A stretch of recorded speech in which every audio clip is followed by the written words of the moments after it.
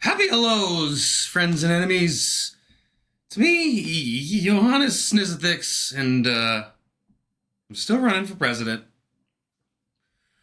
Today I want to talk about empathy and its circles.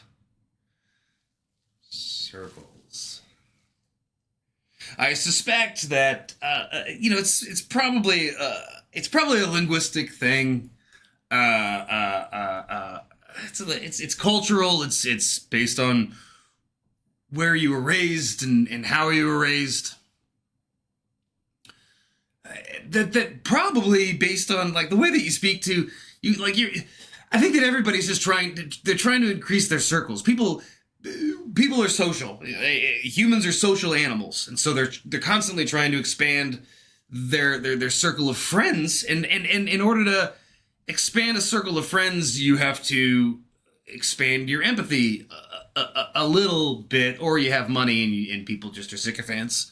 But like that, generally, most of us are trying to understand other people, and then but there gets to be a point where you're like, there's people who are outside of your circle. There's people that you just cannot understand, and it's always fascinated me the dynamics of all of that, how that works, and I suspect it really does have to do with how you define particular words, right? Like one side can define a word one way and another side can define another word a different way, but like they probably have like a different word for the same thing, if that makes sense. And like but like the generally, if people could really just understand other people's languages, they'd be more empathetic.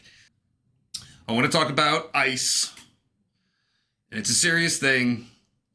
Not enough people have access to clean water, and the planet does appear to be warming up, and the ice caps do appear to be melting into the ocean, and it really is an opportunity. We should be scooping those up and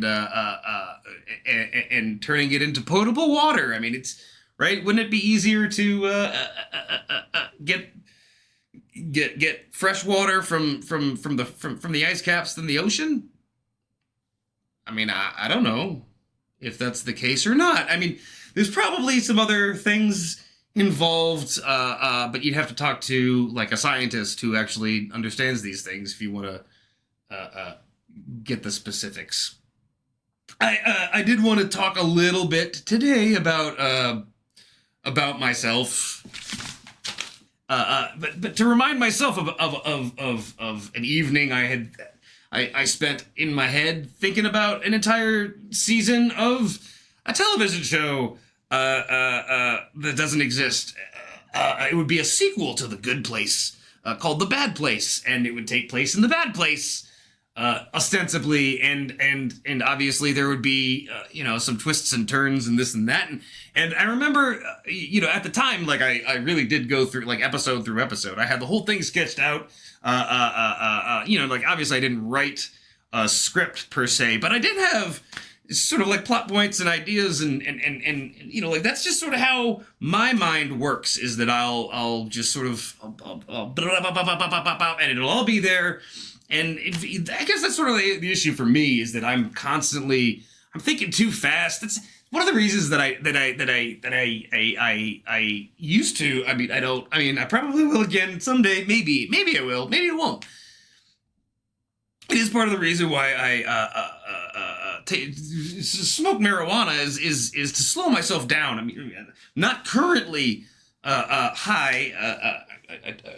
I haven't been smoking for these things, because I feel like it's only appropriate that I be I guess clear-headed, as far as I can be with you when doing these kinds of things. Anyway, I had this like I'll think about something very intensely and passionately, and for an evening, and then like the next day, like a lot of that will have faded, and to try to get the momentum back up to get to that same level of excitement about the project is frequently difficult.